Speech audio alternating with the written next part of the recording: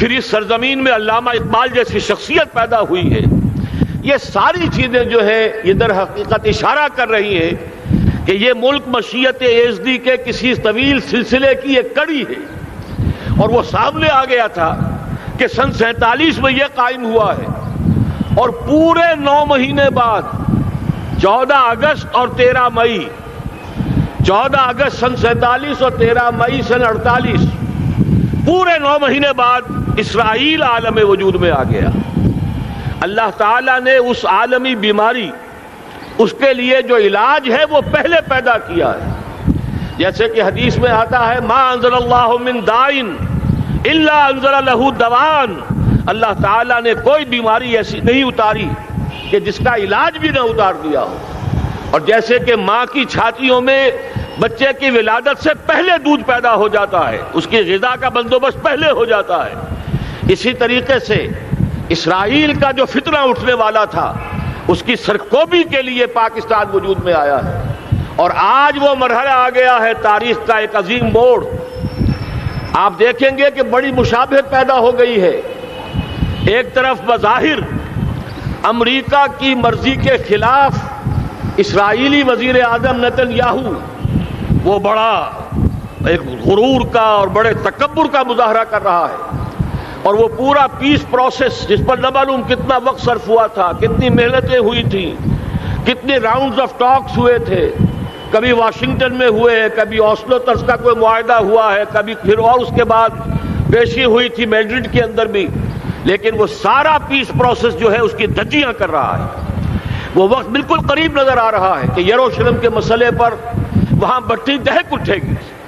اور احادیث نبویہ میں جو خبریں دی گئی ہیں کتاب الملاحم کی احادیث میں معلوم ہوتا ہے کہ اب اس کا آغاز ہونے والا ہے. نتن یاہو کو امریکہ کے خلاف جانے کا اصل میں حوصلہ کیوں پڑ رہا ہے؟ اس لیے کہ اسے معلوم ہے کہ فرنگ کی رگیں جہاں پنجہ یہود میں ہے، چاہے کلنٹن ہو یا کلنٹن کا باپ ہو، یہودی لابی وہاں کی اتنی مضبوط ہے، کانگریس میں اور سینٹ میں ان کا اتنا اثر ہے کہ کوئی بھی وہاں شخص بڑے سے بڑا طاقتور اور بڑے سے بڑا اختیارات کا حامل اسرائیل کی مرضی کے خلاف نہیں جا سکتا. یہی معاملہ یہاں نظر آ رہا ہے. بظاہر تو ناراضگی کا اظہار ہوا ہے، لیکن یہ بات اب تو کھلتی چلی جا رہی ہے. حقیقت یہ ہے کہ یہود اور ہنود کا بڑا گہرا لنک قائم ہو چکا ہے، اور یہ بھٹیاں اب دونوں طرف دہکیں گی. میں اس سے پہلے بارہا کہہ چکا ہوں، ملت اسلامیہ تقریباً 150 کروڑ افراد پر مشتمل ہے، لیکن اس میں سے تقریباً 20 کروڑ عرب ہیں. ان کو اللہ نے خصوصی فضیلت دی تھی. یہ تھے کہ جن کی زبان میں قرآن نازل ہوا. خود محمد عربی صلی اللہ علیہ وسلم عرب تھے، انہیں جو فضیلت عطا کی تھی، لیکن بدقسمتی سے اس دور میں آ کر بھی انہوں نے آزادی حاصل کرنے کے بعد بھی اپنا قبلہ درست نہیں کیا. کسی نے ماسکو کی طرف رخ کیا، کسی نے واشنگٹن کا رخ کیا، اللہ اور اس کے رسول کی طرف رخ نہیں ہوا. واقعہ یہ ہے کہ مجرم ہیں. دوسرے بڑے مجرم 150 کروڑ میں سے 10% یہ 15 کروڑ مسلمان ہیں. حالیہ جو سینسس ہمارا ہوا ہے اس کے بعد اندازہ ہو رہا ہے کہ یہاں کی آبادی 15 کروڑ ہو چکی ہے. 10% امت مسلمہ کا مسلمانان پاکستان ہے، اور یہ اس اعتبار سے کہ اسلام کے نام پر ملک بنا کر نصف صدی گزار چکے، لیکن یہاں پر اسلام کا بول بالا نہیں ہوا، کتاب و سنت کی بالادستی کر اعلان نہیں ہوا. دستور میں ساری اسلامی دفعات موجود، لیکن اس کے ساتھ ہی ایسے خلا موجود، چور دروازے موجود کہ کوئی دفعہ بھی مؤثر نہیں ہے. یہ منافقت کا پلندہ لے کر ہم چل رہے ہیں اس دستور کو، اس دستور مملکت پاکستان کو. لہذا واقعہ یہ ہے کہ یہ بھٹی جو ہے اب ہماری آزمائش کے لیے آگ آد ابراہیم ہے، نمرود ہے. کیا کسی کو پھر کسی کا امتحان مقصود ہے؟ اس لیے میں نے وہ آیت بھی آپ کو سنائی، وَلَنَّبْلُوَنَّكُمْ بِشَيْءٍ مِّنَ الْخَوْفِ وَالْجُوعِ. آج کی صورتحال پر غور کیجئے، کس درجے یہ الفاظ ہمارے جو ہیں وہ ثابت ہو رہے ہیں اور جس اپلائی ہو رہے ہیں. ایک خطرہ پیدا ہو چکا ہے. واقعہ یہ ہے کہ کوئی کرائسس ہو، کوئی خطرہ ہو، کوئی اندیشہ ہو تو قوم جاگ جایا کرتی ہے. اور اس کے بعد حقیقت یہ ہے اگر ہم نے جرأت کر لی، اور مجھے یقین ہے کہ ہو جائے گا، کچھ لیت و لال ہے، کچھ تاخیر ہے، حکومت کے کچھ اعلانات دو طرفہ سے بھی آ جاتے ہیں، لیکن مجھے یقین ہے یہ دھماکہ ہوگا، یہ مشیت ازدی ہے، یہ شدنی امر ہے، یہ ہوگا۔ اور اس کے بعد یقیناً اس آیت مبارکہ کا دوسرا لفظ ہم پر منطبق ہوگا، وَلَنَبْلُوَنَّكُمْ بِشَيْءٍ مِّنَ الْخَوْفِ وَالْجُوعِ۔ یہاں دوسرا لفظ بھوک کا لفظ ہے، ہم پر سختیاں آئیں گی یقیناً۔ الکفر ملت واحدہ، پوری دنیا امریکہ کی زیر سرپرستی ہمارے خلاف کھڑی ہوگی، ہمارے اوپر پابندیاں لگیں گی، لیکن شاید ہمارے جذبہ ایمانی کو بیدار کرنے کے لیے اللہ تعالیٰ اسی کو ذریعہ بنا دے، اور پھر اس کے ذریعے سے پورے عالم اسلام میں عوامی سطح پر جو ہمدردی پیدا ہوگی پاکستان کے ساتھ، اس کے آثار شروع ہو گئے ہیں۔ کبھی قطر کی طرف سے خبر آ رہی ہے، کبھی الاحرام کا جو ہے وہاں بات سامنے آ رہی ہے۔ معلوم ہو رہا ہے کہ جو بھی پبلک اوپینین ہے پورے عالم اسلام میں، اس کی وجہ کیا ہے؟ میں نے اپنے پچھلے جمعے کے خطاب میں عرض کیا تھا کہ جیسے پاکستان سلطنت خداداد پاکستان ہے، ایسے ہی اس کی ایٹمی صلاحیت یہ بھی خداداد ہے، اللہ نے چھپر پھاڑ کر ہمیں دی ہے۔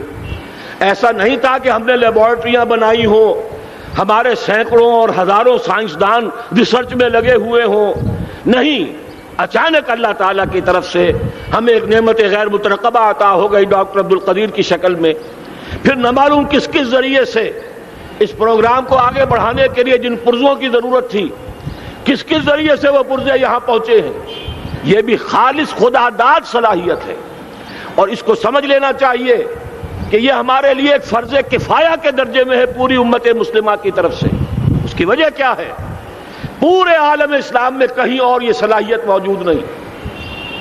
کچھ ایٹمی دانت نکلنے کا امکان پیدا ہوا تھا عراق میں، آپ کو معلوم ہے کئی سال پہلے اسرائیل کے جیٹس آئے اور اس کی ایٹمی تنصیبات کو تہس نہس کر کے چلے گئے۔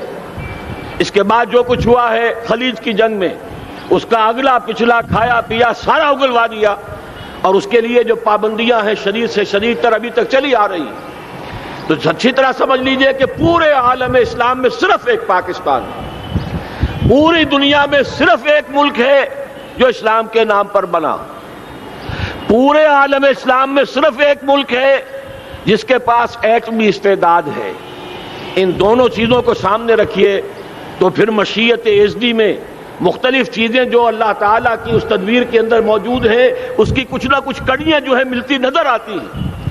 لہذا اگر یہ معاملہ ہو جاتا ہے تو یقیناً اگرچہ سختی آئے گی، وَلَنَبْلُوَنَّكُمْ بِشَيْءٍ مِّنَ الْخَوْفِ وَالْجُوعِ، لیکن ایک تو یہ کہ اس قوم کے اندر سے انشاءاللہ جذبہ ایمانی برآمد ہوگا، اس قوم کے اندر سے ایثار اور قربانی کے جذبات برآمد ہوں گے، پورے عالم اسلام کی اخلاقی سپورٹ اسے حاصل ہوگی۔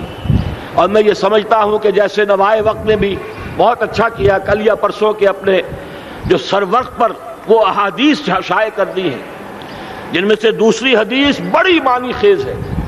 حضور نے فرمایا اصابتان احرزہم اللہ من النار، دو لشکر ایسے ہیں کہ جن کو اللہ تعالیٰ نے جہنم کی آگ سے چھٹکارے کا پروانہ دے دیا، وہ لشکر جو ہیں وہ جہنم کی آگ سے چھٹکارا پا گئے، احرزہم اللہ من النار۔ وہ دونوں لشکر کون سے ہوں گے؟ اصابت یغزو الہند، ایک وہ کہ جو ہندوستان پر حملہ آور ہوگا، اور دوسرا وہ جو حضرت مسیح علیہ السلام کے ساتھ جبکہ ان کا نزول ہوگا، اور اللہ تعالیٰ ایک مجدد، اس آخری دور کے مجدد کی حیثیت سے حضرت مہدی کو بھی ہمارے درمیان میں سے اٹھائے گا، اور پھر جو آخری فیصلہ کن جنگ ہوگی الملحمۃ العظمیٰ، اس کے لیے یہاں سے فوجیں جائیں گی ان کی مدد کے لیے۔ اب ان دونوں فوجوں کو ایک حدیث میں جمع کرنے سے اندازہ کر لیجئے کہ اس کا مطلب کیا ہے۔ یہ علاقہ پاکستان اور اس سے ملحق افغانستان، یہ علاقہ ہے کہ جو اسلام کا گہوارہ پہلے بنے گا، یہاں سے فوجیں جائیں گی، اور دائیں بھی اور بائیں بھی، مشرق میں بھی اور مغرب میں بھی، اور یہیں سے انشاءاللہ تعالی اسلام کا جو عالمی غلبے کا جو وعدہ ہے اللہ کا، کی خبر دی ہے محمد الرسول اللہ صلی اللہ علیہ وسلم نے کہ لا یبقى علی الارض بیت وبر ولا مدر الا ادخلہ اللہ کلمۃ الاسلام، اس روئے ارضی پر کوئی گھر بچے گا نہ خیمہ بچے گا جس میں اللہ تعالیٰ کلمہ اسلام کو داخل نہ کر دے۔ وہ حدیث کے جس کے بارے میں فرمایا گیا، حضور نے ارشاد فرمایا، حضرت ثوبان سے روایت ہے کہ اللہ تعالیٰ نے میرے لیے ساری زمین کو سمیٹ دیا۔ ان اللہ زوالی الارض فرأیت مشارقها ومغاربها، میں نے اس زمین کے سارے مشرق دیکھ لیے، سارے مغرب دیکھ لیے، لیکن یہ جان لو ان امتی سیبلغ ملکها ما ذوی لی منها، میری امت کی حکومت ان تمام علاقوں پر قائم ہو کر رہے گی جو پوری زمین کو لپیٹ کر مجھے دکھا دیے گئے۔ یہ وعدہ پورا ہونا ہے، اور اس وعدے کا نقطۂ آغاز یہی سرزمین، اور جیسا کہ ہمیں افغانستان میں آثار نظر آ رہے ہیں، ایک خالص دینی مذہبی حکومت قائم ہو چکی ہے۔ افغانستان کا 80% علاقہ امن کا گہوارہ بن چکا ہے، علماء کی وہاں قیادت ہے اور حکومت ہے۔ یہ پاکستان اور افغانستان مل کر، جیسا کہ آپ کو یاد ہوگا میں نے جب تجویز پیش کی تھی کہ حکومت پاکستان فوراً تسلیم کرے طالبان کو، اللہ کا شکر ہے، میں یہ نہیں کہتا کہ میرے کہنے کی وجہ سے ہوا، لیکن بہرحال اللہ کا فضل ہوا کہ چند دن کے بعد ہی حکومت پاکستان نے تسلیم کر لیا طالبان کی حکومت کو۔ میری دوسری تجویز ابھی پینڈنگ ہے، پاکستان اور افغانستان کے درمیان کانفیڈریشن قائم کیا جائے۔ یہ ملک دونوں مل کر واقعتاً، کہ ایک نے واقعتاً 15 لاکھ سے زیادہ جانیں دے کر مرنا سیکھ لیا ہے، اور جو قوم مرنا سیکھ لے اسے کوئی مار نہیں سکتا، اسے کوئی شکست نہیں دے سکتا، اور ایک وہ قوم ہے پاکستان میں کہ جو 400 سال کی تجدیدی مسائی کے اثرات کی امین ہے، یہ اس کا تراث علمی ہے، چاہے وہ تحریک حضرت مجدد الفسانی کی تھی، چاہے وہ علمی تحریک شاہ ولی اللہ کی تھی، چاہے وہ تحریک جہاد سید احمد بریلوی کا تھا، چاہے اور جو بھی رجال عظیم پیدا ہوئے ہیں 14ویں صدی ہجری میں، ان سب کے اثرات یہاں موجود ہیں۔ یہ چیزیں مل کر وہ طاقت بنے گی کہ یہاں سے اسلام پھر پھیلے گا، مشرق کی طرف بھی مغرب کی طرف بھی۔ اصابۃ تغزو الہند و اصابۃ مع عیسیٰ ابن مریم، یہ چیزیں جو ہونی ہیں الحمدللہ میں سمجھتا ہوں کہ اب تیزی کے ساتھ حالات اس رخ پر جا رہے ہیں۔ کہیں فرمایا ان ینصرکم اللہ فلا غالب لکم، اگر اللہ تمہاری مدد کرے تو کوئی تم پر غالب نہیں آ سکتا، وَإِن یخذلکم، اور اگر خدا نہ خواستہ اللہ تعالیٰ ہی اپنی مدد تم سے کھینچ لے، واپس لے لے، سلب کر لے، ان یخذلکم، تمہیں چھوڑ دے، فَمَنْ ذَا الَّذِي يَنصُرُكُم مِّن بَعْدِهِ، تو پھر کون ہے جو تمہاری مدد کر سکے گا؟ اس مرحلے پر سیاسی جماعتیں اپنی جو ان کا مزاج ہے اس کے مطابق چاہتی ہیں کہ کیپٹلائز کریں، پولیٹیکل مفادات حاصل کریں۔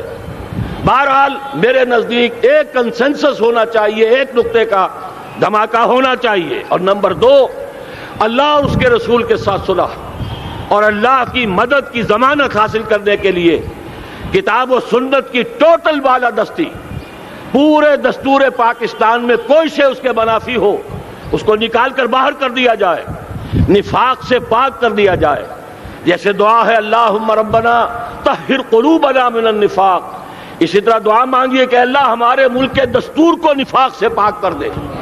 اور وہ ساری ترامیم جن کا کہ ہم نے ایک مہم بھی چلائی تھی، وہ ترامیم جس کا تقریباً وعدہ کیا تھا نواز شریف صاحب نے، جس کے لیے 2 مرتبہ ایک محفل میں کہا تھا راجہ ظفر الحق صاحب سے کہ راجہ صاحب پھر تیاری کیجئے اور دستور کی ترمیم کا بل تیار کیجئے، لیکن یہ کہ معلوم ہوتا ہے کوئی بڑا ہاتھ ایسا تھا جس نے روک دیا ہے۔